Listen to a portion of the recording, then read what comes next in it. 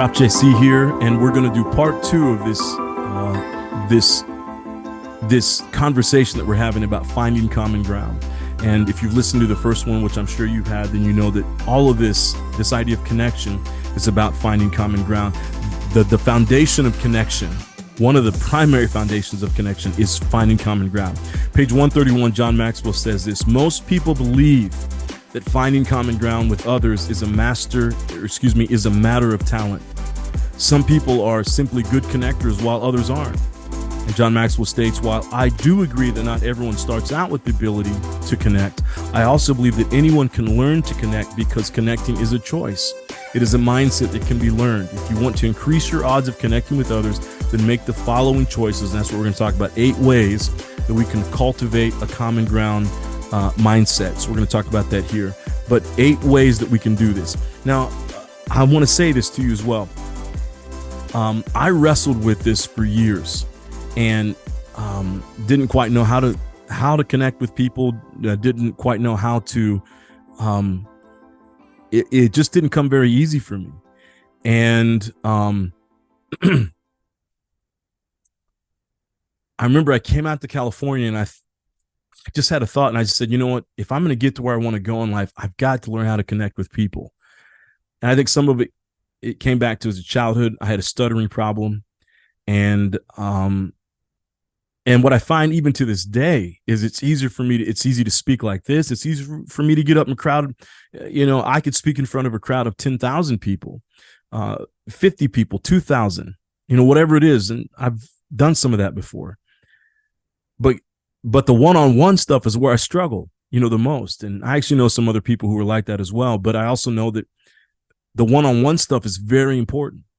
So I read a book called, it's from Dale Carnegie. It's somewhere in or actually it might be at the house, actually.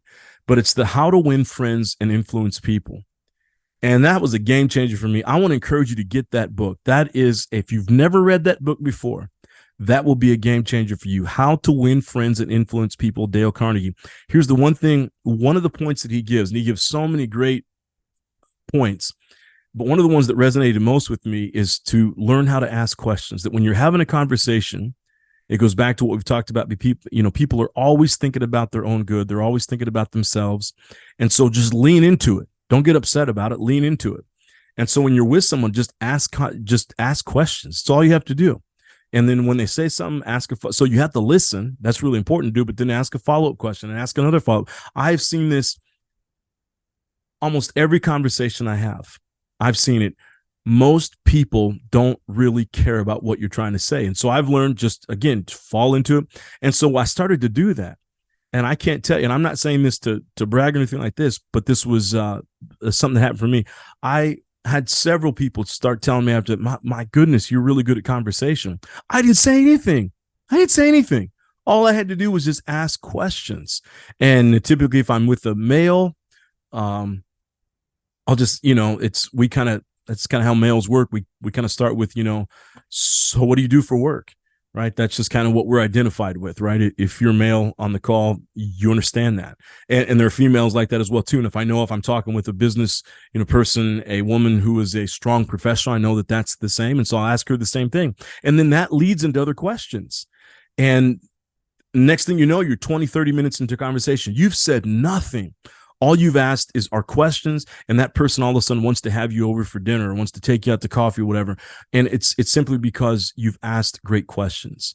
And so I just wanted to say that's really important. And that has been a game changer. Now I can go to events, and I don't really like doing all that kind of stuff going into events, but you got to do it sometimes. But now I'm able to do it because I walk in, I give my name, immediately ask the person about themselves, and then I just start drilling down more on those questions. And it works every time, right? So that's a little secret for you, right? If you want to find that common ground mindset, ask great questions. And people walk away and say, man, you are great at conversation. And you're like, I didn't say but 5 words, right?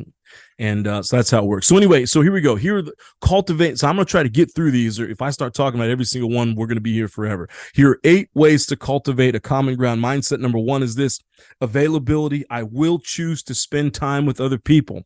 That's making the choice that I'm going to do it. Okay. I'm going to be available. I'm going to spend time with other people. That's it. So number 2 is listening. We just talked about that. I will listen my way to common ground. Okay. I want to encourage you, get that book, How to Win Friends and Influence People. And if you learn how to ask great questions and listen and ask follow-up questions, people are going to tell you how great of a communicator you are, and they're going to want to have you around more, and you don't have to say anything. And so if you're an introvert out there and you can't stand, doing events and all this well, you don't have to. Just learn how to ask great questions. And then, for someone like myself, I really am interested. I love to meet people and hear their story. I want to know what motivates them. How did they get to where they are today? How did they get to the point where we're sitting there having that conversation today? So I think I've got that going in my favor. I am fascinated by people and their journeys. But even if you're not, this is one of the things where you can kind of fake it till you make it, right? And just ask great questions. So listen, number 3 is this. The number 3rd way of cultivating a common ground mindset. Okay. So ask questions. We just talked about this. Okay. Ask questions.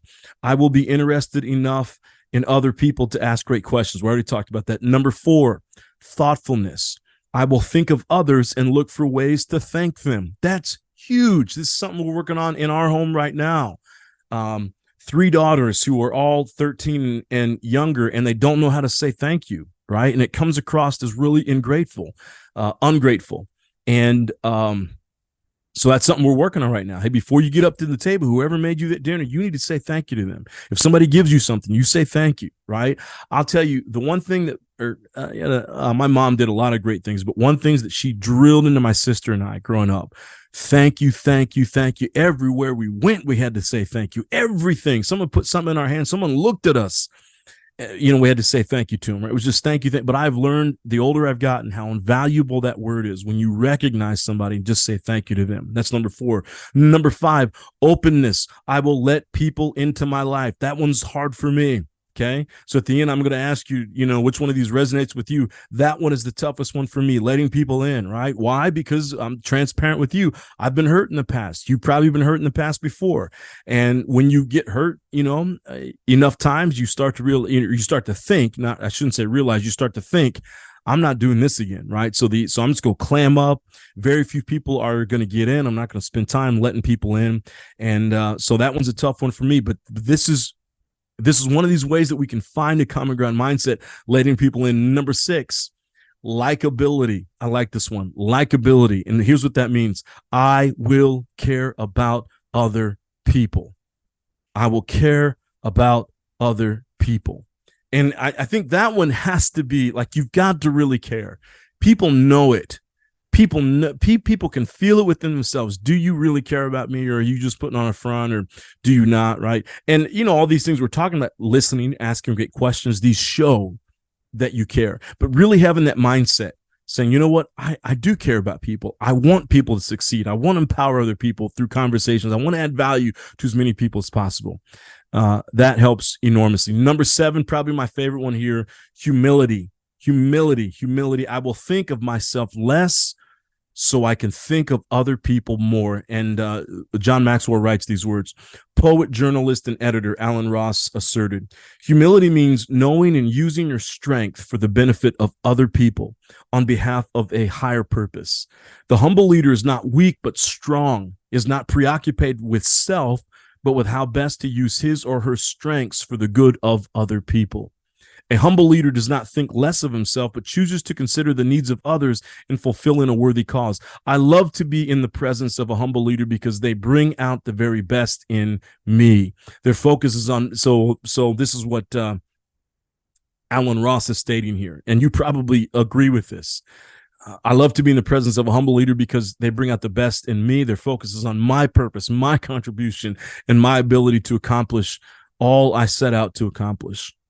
And then John Maxwell says, what a great perspective. False humility downplays one's genuine strengths to receive praise.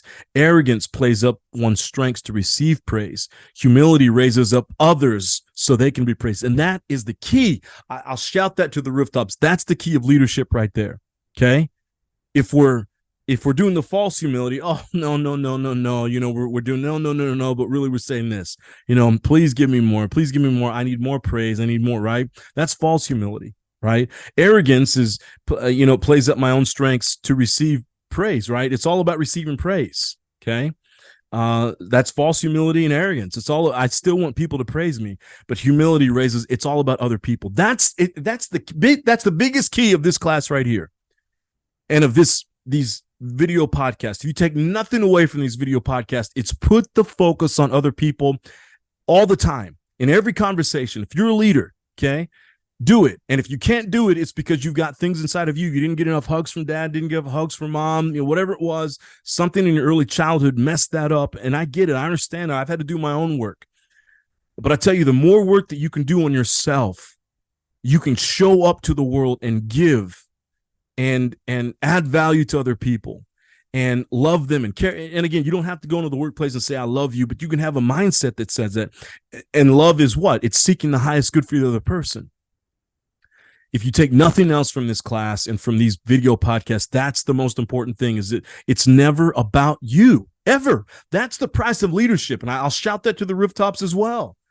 That's something that we need to be telling people who say, I want to be a future leader down the road. Well, are you willing to make that sacrifice and say, it's not going to be about you anymore? It's going to be always only about other people. And that's not easy for a lot of people to do. Number 8 is this adaptability. I will move from my world into theirs. I will move from my world into theirs. And that means, again, it's not about me. I'm willing to literally sometimes step into the world. I started a nonprofit several years ago, and I was going to keep that nonprofit going, but then I got hired at a job, and it was a really good job. And they said, hey, if we're going to hire you, you got to do away with that nonprofit.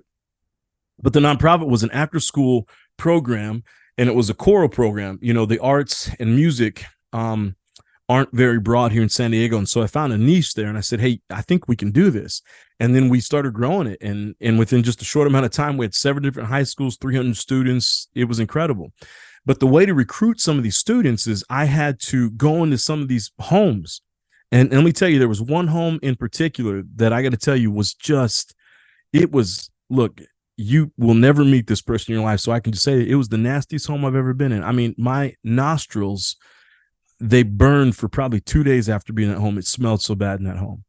But one of the young ladies that we wanted for this choir, we wanted her to be in the choir, but her mom needed for us to come and talk. And so her mom wanted us to come in on her, to move into her world. That's what she basically says. I need to know that you're willing to come to my world before I send my daughter into your world.